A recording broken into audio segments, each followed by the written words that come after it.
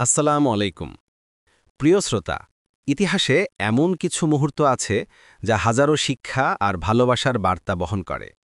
আজ আপনাদের শোনাব এমন এক সাহাবীর কথা যার কণ্ঠে প্রথম বেজে উঠেছিল ইসলামের বিজয় বার্তা, কিন্তু ভালোবাসা আর বিরহের কারণে যার সেই কণ্ঠ একসময়ে রুদ্ধ হয়ে গিয়েছিল।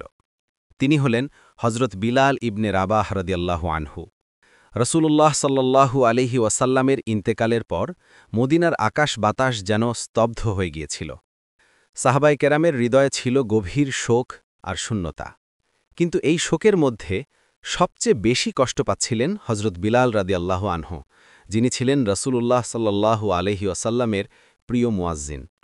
নবীজির ইন্তেকালের পর হজরত বিলাল রাদিয়াল্লাহু আনহু হজরত আবু বকর সিদ্দিক রাদিয়াল্লাহু আনহুর কাছে এসে বললেন, হে খালিফা, আমি আপনাকে অনুরোধ করছি, আমাকে মদিনা থেকে চলে যেতে দিন।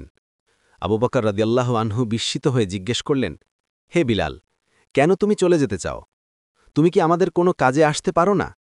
বিলাল রাদিয়াল্লাহু আনহু অশ্রুজল চোখে উত্তর দিলেন, আমি প্রতি মুহূর্তে রাসূলুল্লাহ সাল্লাল্লাহু আলাইহি ওয়াসাল্লামকে স্বপ্নে দেখি। যখন আমি মদিনায় থাকি, প্রতিদিন ৫ বার আজান দেওয়ার সময় আমার অন্তর ফেটে যায়। আমি যখন বলি আশহাদু আন্না মুহাম্মাদার রসূলুল্লাহ, তখন রসূলুল্লাহ সাল্লাল্লাহু আলাইহি ওয়াসাল্লামকে দেখতে পাই না। এই মদিনায় আমি তাঁর স্মৃতি ছাড়া আর কিছুই সহ্য করতে পারছি না। তাই আমি চাই আল্লাহর রাস্তায় জিহাদে আমার জীবন উৎসর্গ করে দিতে। হজরত আবু বকর রাদিয়াল্লাহু আনহু বিলালের এই গভীর প্রেম উপলব্ধি করলেন এবং ভারাক্রান্ত হৃদয়ে তাকে চলে যাওয়ার অনুমতি দিলেন। বিলাল রাদিয়াল্লাহু আনহু চলে গেলেন সিরিয়ায়, ইসলামের জিহাদে নিজেকে নিয়োজিত করলেন। বহু বছর কেটে গেল। একদিন হজরত উমর ইবনুল খাত্তাব রাদিয়াল্লাহু আনহু সিরিয়া সফরে গেলেন। সেখানে মুসলিম বাহিনী বিলাল রাদিয়াল্লাহু আনহুকে অনুরোধ করলেন যেন তিনি অন্তত একবারের জন্য আজান দেন, কিন্তু বিলাল রাদিয়াল্লাহু আনহু রাজি হলেন না। তখন হজরত উমর রাদিয়াল্লাহু আনহু তাকে রসূলুল্লাহ সাল্লাল্লাহু আলাইহি ওয়াসাল্লামের কথা স্মরণ করিয়ে দিলেন। সবাইকে অবাক করে দিয়ে হজরত বিলাল রাদিয়াল্লাহু আনহু আজানের জন্য দাঁড়ালেন। মদিনার সেই পরিচিত কণ্ঠস্বর বহু বছর পর আবার বেজে উঠল, আল্লাহু আকবার, আল্লাহু আকবার।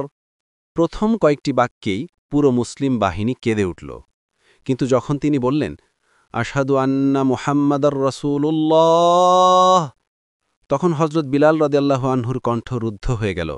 তিনি আর পারলেন না। আবেগ আর বিরহ এত তীব্র ছিল যে তিনি সেখানে কান্নায় ভেঙে পড়লেন। চারপাশের সাহাবীরাও শিশুর মতো কাঁদতে শুরু করলেন। এমনকি হজরত উমর রাদিয়াল্লাহু আনহুর দাড়িও চোখের পানিতে ভিজে গেল। সেদিন সিরিয়ায় আজান শেষ হল না। প্রিয় শ্রোতা, এটাই ছিল রাসূলুল্লাহ সাল্লাল্লাহু আলাইহি ওয়াসাল্লামের প্রতি সাহাবায়ে কেরামের ভালোবাসা, যা দুনিয়ার সব আবেগের ঊর্ধ্বে। হযরত বিলাল রাদিয়াল্লাহু আনহুর এই ঘটনা আমাদের শেখায় রাসূলের প্রতি প্রেম কেমন হওয়া উচিত, আর সেই প্রেম হৃদয়ে ধারণ করলে ধৈর্য ধারণ করাও কতটা কঠিন হয়ে পড়ে। আল্লাহ আমাদেরকেও তাদের মতো রাসূলুল্লাহ সাল্লাল্লাহু আলাইহি ওয়াসাল্লামের প্রতি খাঁটি ভালোবাসা দান করুন। আমিন।